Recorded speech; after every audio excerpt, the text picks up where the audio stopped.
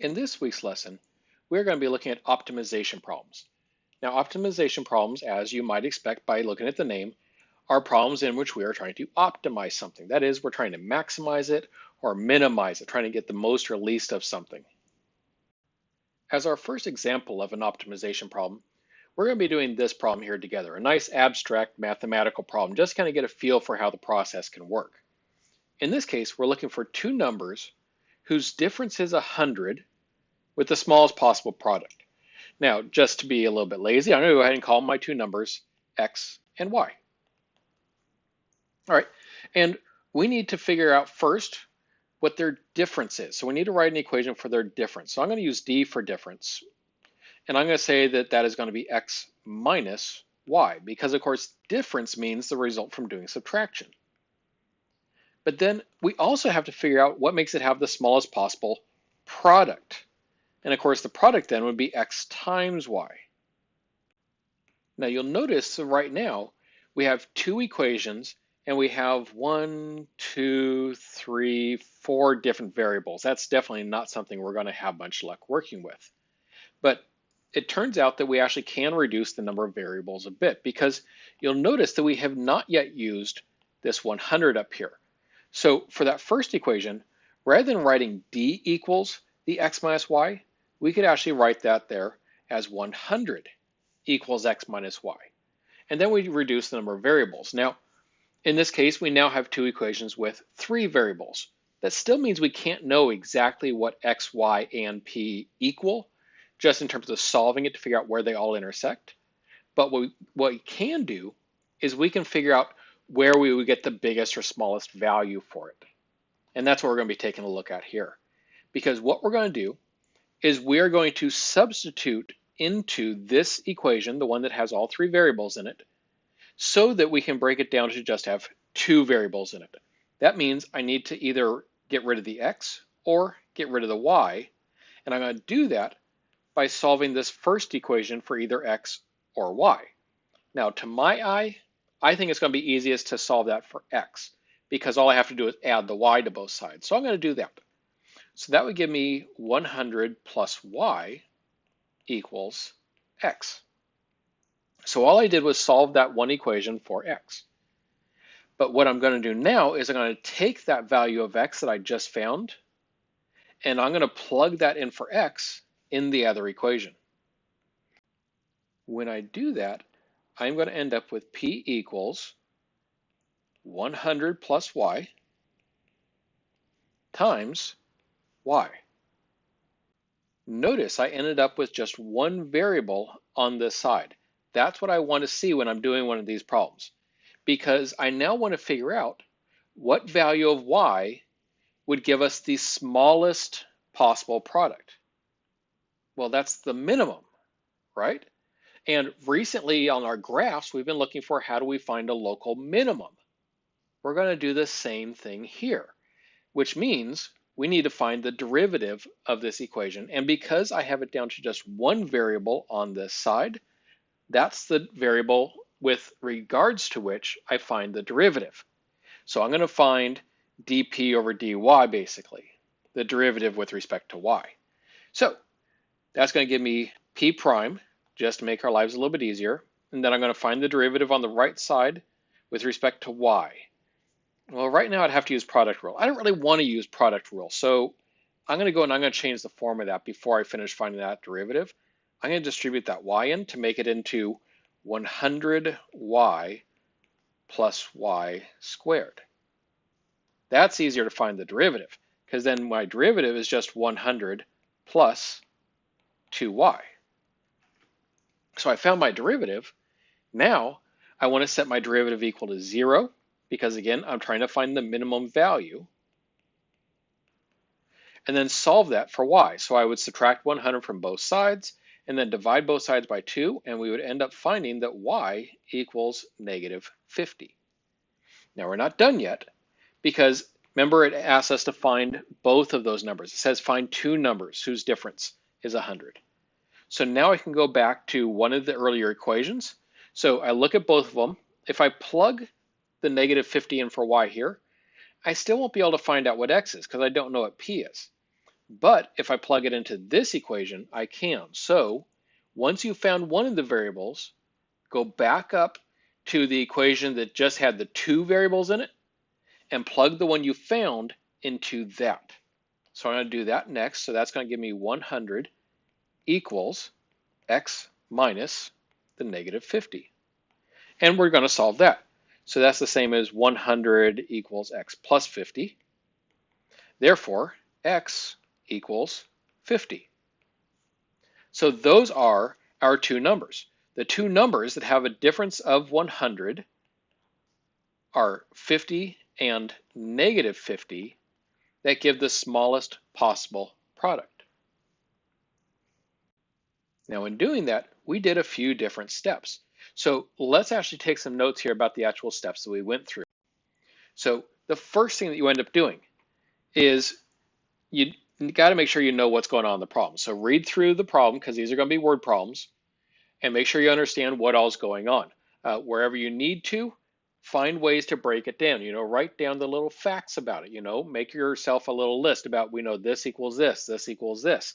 Draw a picture if you can, especially if it's something that's actually a very visible kind of thing. Then you're going to write two equations. Remember, we did that in that last problem. We wrote two equations, one for the difference and one for the product. And make sure you've used all the numbers. When you write your two equations, you should have three variables between your two equations, which is why we then combine the two equations using substitution, or another method if you can see another one that you can use there, but substitution will be most common. So substitution, that's where we're solving one of the equations, like for x or y, and then plugging that value into the other equation. That's where we did the substitution. So we combined the two equations to make one new equation. Then once we did that, we found either the max or the min. In the last problem, we found the minimum. But some problems will ask you to find the maximum. You do that by setting the derivative equal to 0 and solving from there. Now, a little side note on that last problem.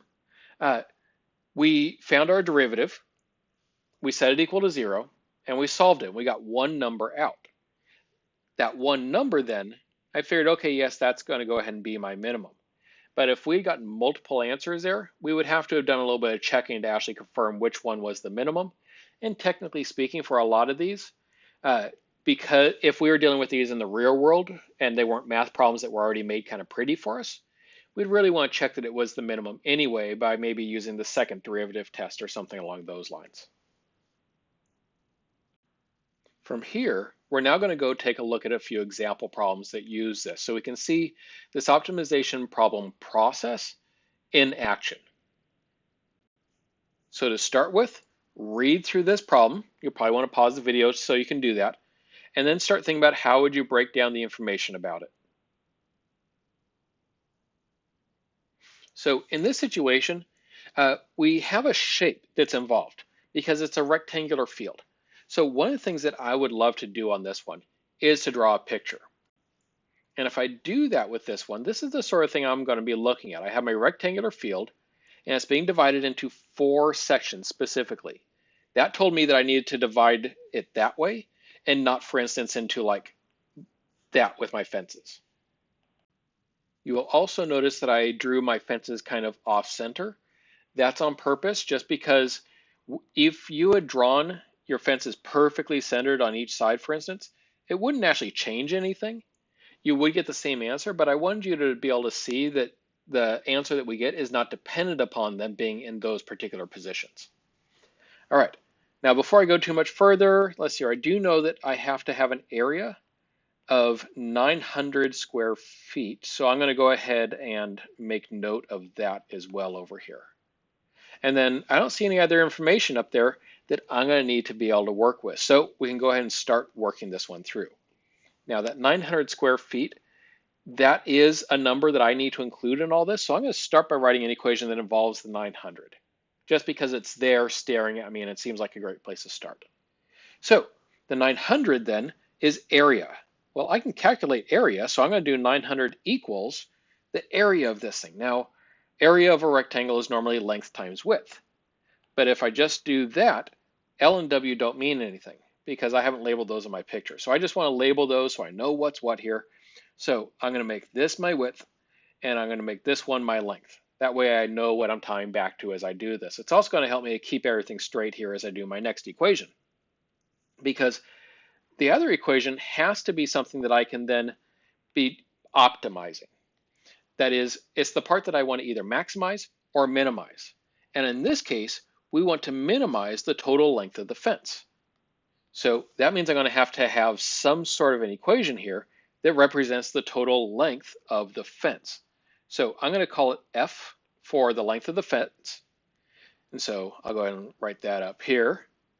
And so the total length then, you'll notice that I have 3 of these lengths here that are W long. So I'm going to have 3 W's in my equation, plus I have to have the L's. And just like the W's, you notice that there are 3 L's, 3 lengths of fence that are each L units long. And so that's going to be 3L. Having done that, I now have my 2 equations written. Next step, I need to make those 2 equations into 1 equation. And I'm going to do that by using substitution. Doing so means I want to take the equation with only 2 variables, and I want to solve that equation so that I have one of the variables solved in it. Now, in this case, I see no reason to prefer either L or W. You could pick whichever one you like. Personally speaking, I'm going to go ahead and just arbitrarily choose to solve for L. All right, so if I'm going to solve for L, that means dividing both sides by W. So then that means I have 900 over W equals L. Now remember why we did that. I did that because I can now take that value of L and plug it in for L in the other equation. So let's go there next. My new second equation is going to be F equals 3W plus 3 times L, which is no longer L. It is now the 900 over W that we solved from the first equation.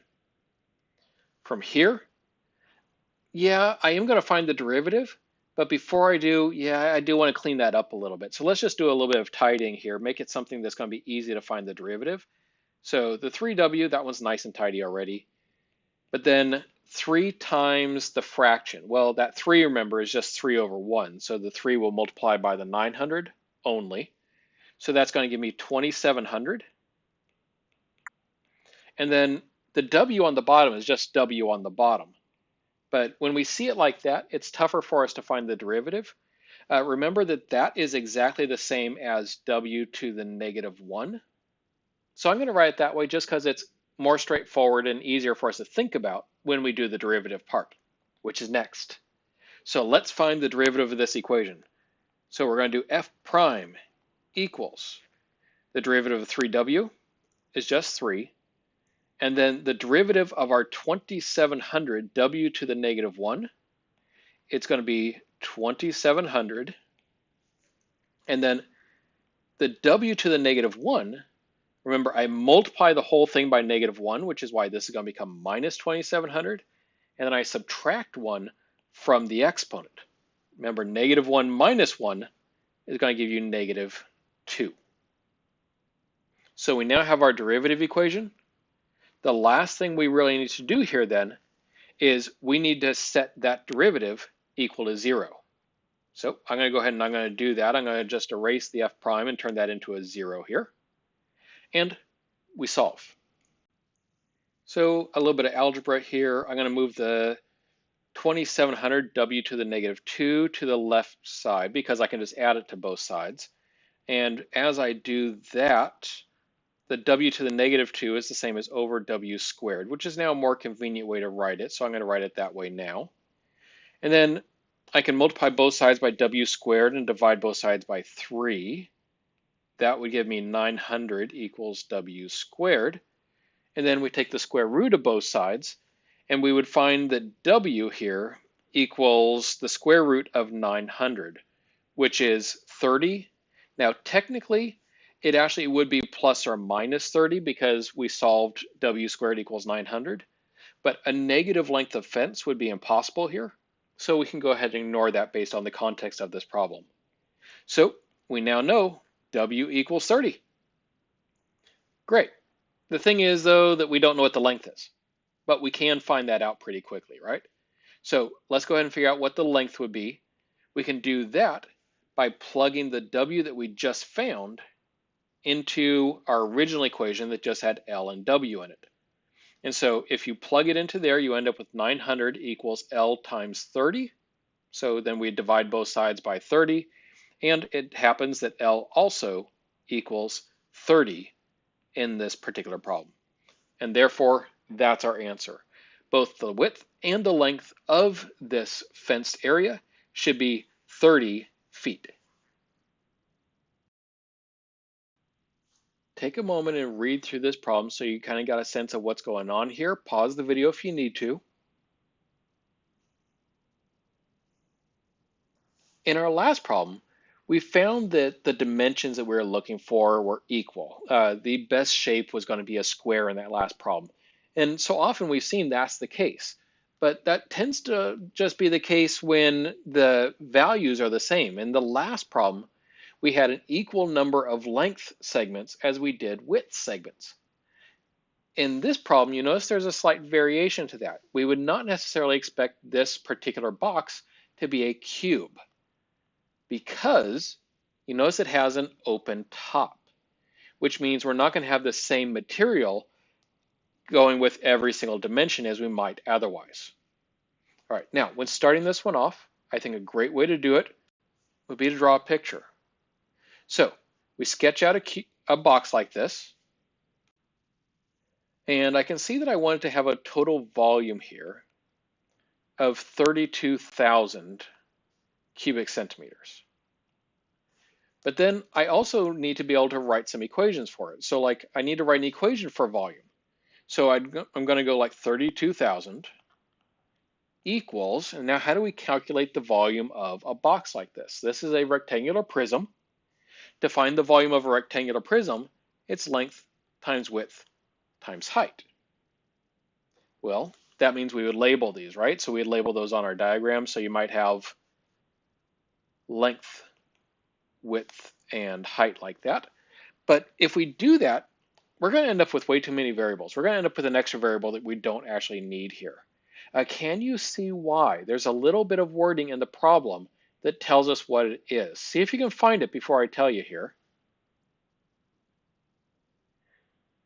The key word here is square.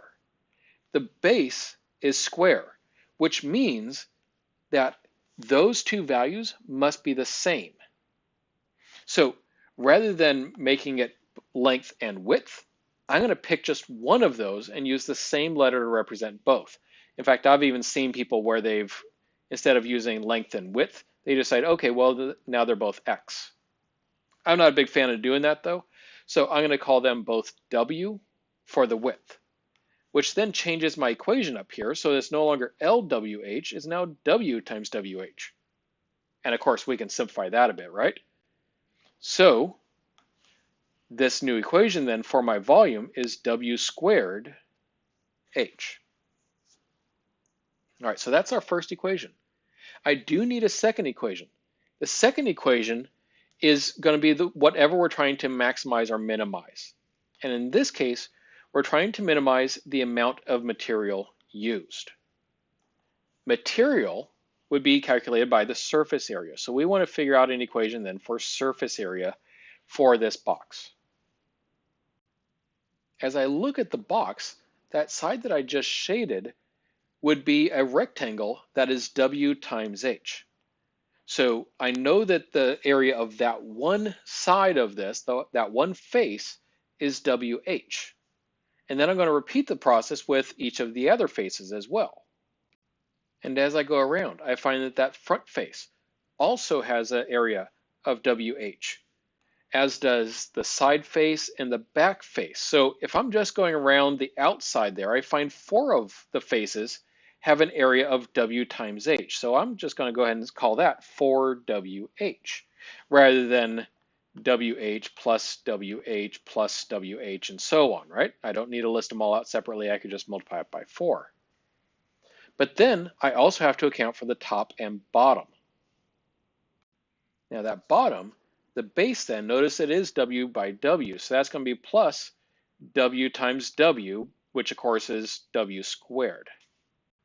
Now the question is, should that be 2W squared so that we also include the top? No, because remember that this has an open top. So there's going to be no material to cover the top of this box. It's just going to stay open. So this is going to be the entire surface area equation right here.